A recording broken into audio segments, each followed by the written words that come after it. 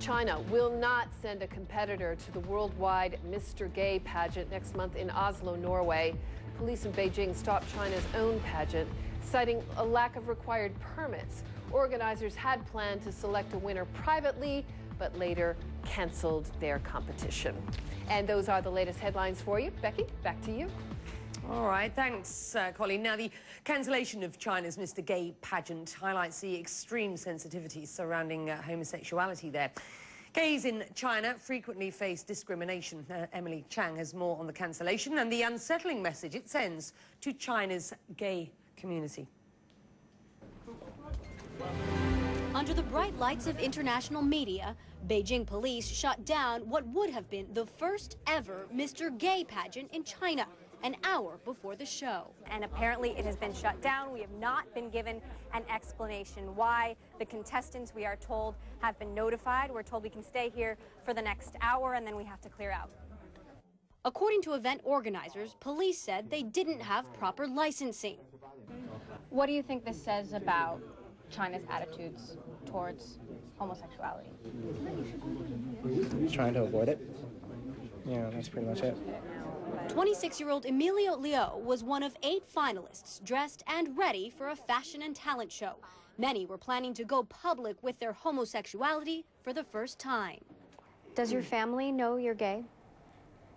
No, they don't. Most of them don't.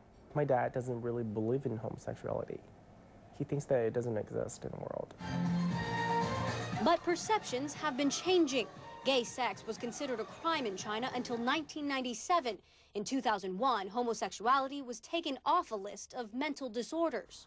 In 2005, the first large-scale gay bar opened in Beijing. Last year, the first gay pride festival was staged in Shanghai, though some events were canceled.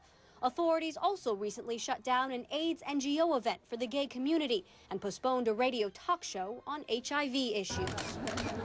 The reality in China is it's still hard to be gay. It's still very hard to be openly gay with your friends, with your work colleagues, and there is still a stigma and a taboo about being gay. Online, Chinese bloggers debated the pageant's cancellation. Homosexuality is abnormal behavior, typed one blogger. Another wrote, we should try to accept diversity, not suppress it. Either way, the government's outlook on homosexuality is unclear. I wouldn't say it's a step back. It's definitely not a step forward, though. For would-have-been contestants, it's a step in a direction they certainly don't want their country to go. Emily Chang, CNN, Beijing. Well, laws affecting gays are changing around the world. 3 recent examples for you. Lawmakers in Portugal passed a bill that would legalize gay marriage. The measure still faces a final vote and must be approved by Portugal's president before it can become law.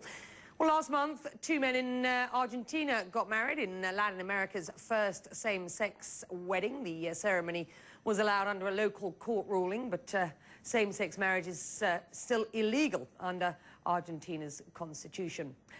And lawmakers in Uganda are considering a bill that would make homosexuality illegal. It would even impose a death penalty on some gay and lesbian people.